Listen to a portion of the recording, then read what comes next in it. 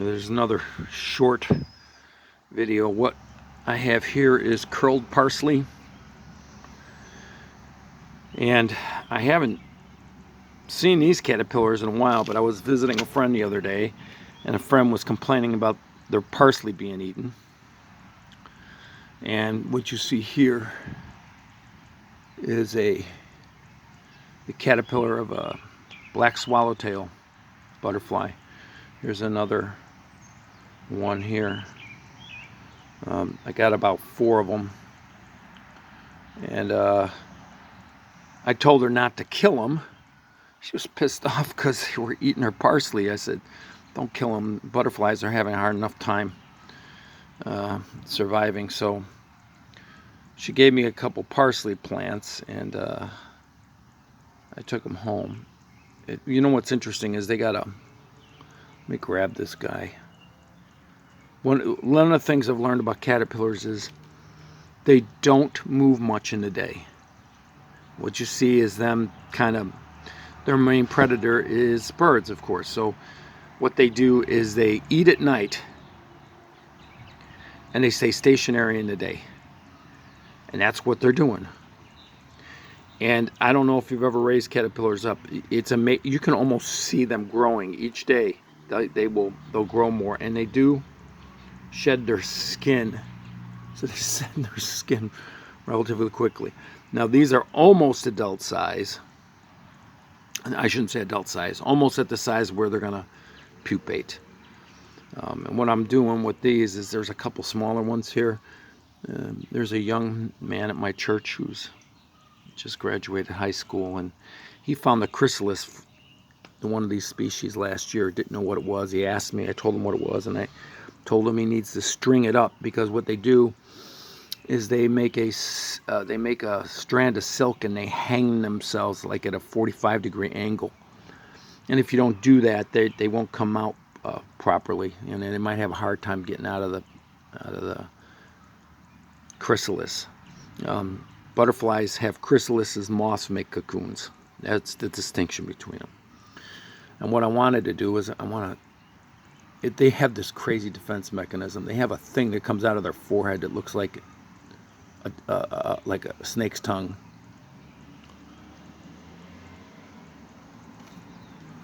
It's orange.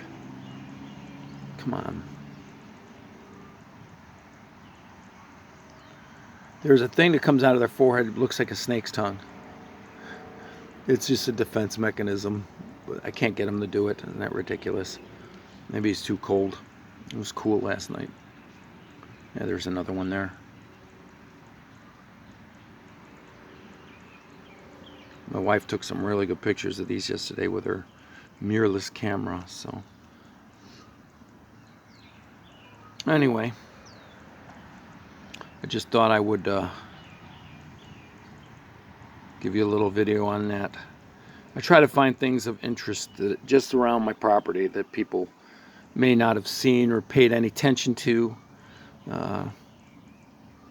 And I like to make things like that. Not that it's, we live in a world that's full of life. I mean, full of life in such diversity and forms that it's, you can't deny that there's a creator God. And this kind of thing, being exposed to these kind of things as a child, was fundamental in me becoming a Christian and discovering who Jesus is. Because nobody could convince me that evolution was true. Nobody. Nobody could convince me. I don't care what the scientists say they think. The truth is they really don't know squat. And the more that you study life, the more complex you realize how it really, really is. And the more you realize that this doesn't come about on accident. And some of these guys know it, and they go to the point where saying, well, we must have gotten seeded from outer space. That's just nonsense, because then where does it come from with them?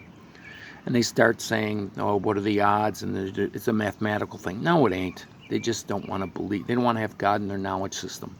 because it frees them to be degenerates. And that's really what it comes down to. People want freedom from accountability.